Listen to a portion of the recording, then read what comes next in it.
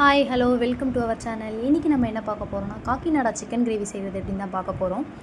எப்போவுமே ஒரே மாதிரி செஞ்சு போர் அடிக்குதுன்னு நினைக்கிறீங்களா? இந்த மாதிரி ட்ரை பண்ணி பாருங்கள். ரொம்பவே சூப்பராக இருக்கும் அண்ட் ஸ்பைஸியாகவும் இருக்கும். குழந்தைங்களுக்கும் ரொம்ப பிடிக்கும். இப்போ வாங்க வீடியோக்குள்ளே போகலாம். இப்போ ஒரு மிக்ஸி ஜாரில் 3 பச்சை மிளகா, அது கூட சின்னதாக நறுக்கி வச்ச 2 வெங்காயம், 2 தக்காளி, தட்டி வச்ச இஞ்சி பூண்டு பேஸ்ட்டு, கொஞ்சமாக புதினா தழை, இது நல்லா ஃபைன் பேஸ்ட்டில் அரைச்சி எடுத்துக்கோங்க. ஒரு பேனில் ஆயில் விட்டு ஆயில் நல்லா ஹீட் ஆனதுக்கப்புறம் பட்டை, லவங்கம், கிராம்பு, சின்னதாக நறுக்கி வச்ச ஒரு வெங்காயம்,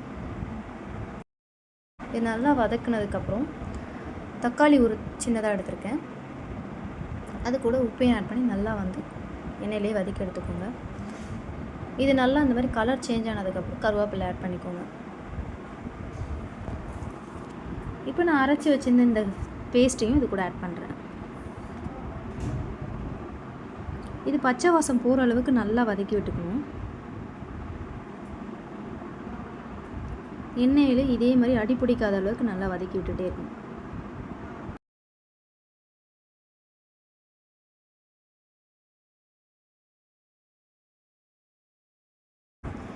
இப்போ இந்த கன்சிஸ்டன்சியில் வந்ததுக்கப்புறம் 1 ஸ்பூன் ரெட் சில்லி பவுடர் எடுத்திருக்கேன், அது கூட 2 ஸ்பூன் குழம்பு மிளகாத்தூள், 1.5 spoon garam masala, 2 spoon pepper எடுத்திருக்கேன். உங்களுக்கு கொஞ்சம் காரம் அதிகமாக வேணும்னா இன்னும் நீங்கள் குழம்பு மிளகாய்த்தூள் கூட இன்னும் நீங்கள் ஆட் பண்ணிக்கலாம்.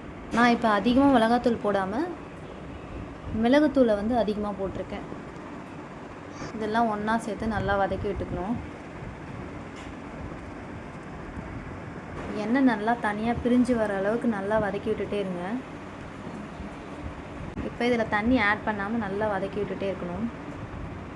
நீங்கள் வதக்கி விட்டுட்டே இருந்தீங்கன்னா நல்லா திக்காகிட்டே இருக்கும். நல்லா இந்த மாதிரி ஒரு கன்சிஸ்டன்சியில் வந்ததுக்கப்புறம் நான் 1 kg சிக்கன் எடுத்திருக்கேன். இப்போ இது கூட இந்த சிக்கனை நான் ஆட் பண்ணுறேன்.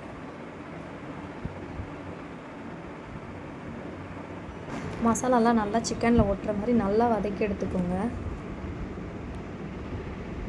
நல்லா கிளறி விட்டுட்டே இருக்கணும், இல்லைன்னா நம்ம தண்ணி ஊற்றாதனால சீக்கிரமாக அடி பிடிச்சிடும். ஸோ இந்த மாதிரி நல்லா கிளறி விட்டுட்டே இருங்க. ஒரு 5 நிமிஷம் நல்லா வேக விட்டு எடுத்திங்கன்னா மசாலா சிக்கன் எல்லாம் நல்லா திக்கானதுக்கப்புறம் 1.5 கிளாஸ் அளவுக்கு தண்ணி ஊற்றிருக்கேன். 25 மினிட்ஸ் நல்லா மூடி போட்டு நல்லா வேக விட்டு எடுத்து பாருங்கள். சூப்பரான காக்கிநாடா சிக்கன் கிரேவி ரெடி ஆகிடுச்சு.